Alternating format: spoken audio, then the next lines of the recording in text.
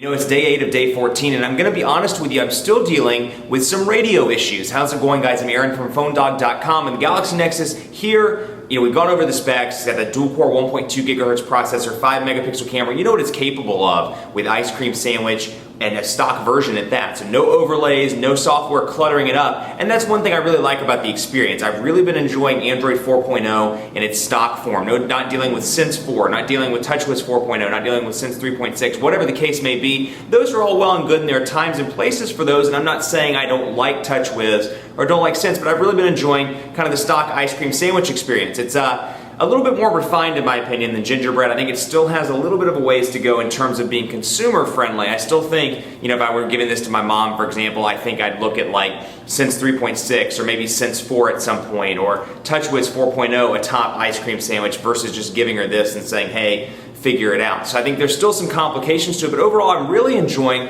the way that the software looks. Apparently my Best Buy credit card payment is due, but still having some radio issues. I'm noticing that even in really strong Verizon areas, I'm having trouble from time to time with calls. They're kind of choppy. Sometimes I've dropped several calls still, and that battery life is just still an issue for me. I never ended up getting the extended battery this weekend. I'm still working with the 1,850 milliamp hour battery, but it's still not enough. With 4G connected, and I go back and forth. Like I tried all day Saturday, keeping 4G connected. I'm charging 2 and 3 times a day with my usage, and my usage really isn't that much on the weekends. It's quite a bit during the week, but even on the weekends, 2 to 3 times a day on 4G. With 3G, I can usually make it through till about 5 or 6, 7, somewhere in there, and I have to charge either via my car charger, or if I'm at home, just plug it in for some juice really quickly. Not charging all the way back to 100%, but I just find myself attached to that charger all the time. Otherwise, really enjoying the software. That's a really big perk for me. Software's been great, and it's relatively fast. I haven't had a whole lot of Android lag with this. I'm not seeing any sort of, in my opinion, Android is not as fluid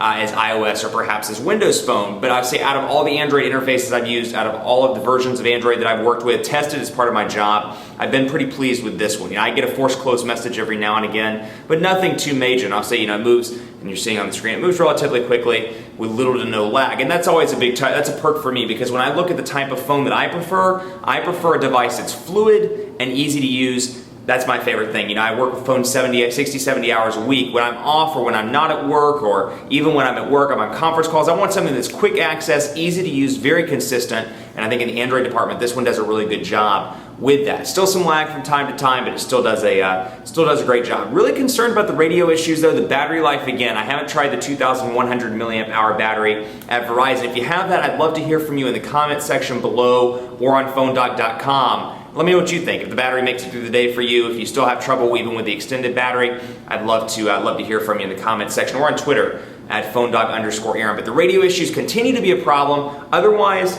I've discovered some great new things. For example, let me see if I can find it here. And I wouldn't say discovered, I knew these things before, but I'm just finding easy access to the widgets, for example, out of apps. I'm really pleased with the software, but the other thing, the radio and the battery is just too much for me. And for somebody that uses their phone a lot like I do, that's gonna be a big issue. Stay tuned though, because I'm in on day 8, day 14 is when it ends. Maybe I'll change my mind. Perhaps the radio will magically get better, or maybe I'll just get used to it. Stay tuned for more videos in the Samsung Galaxy Nexus Challenge.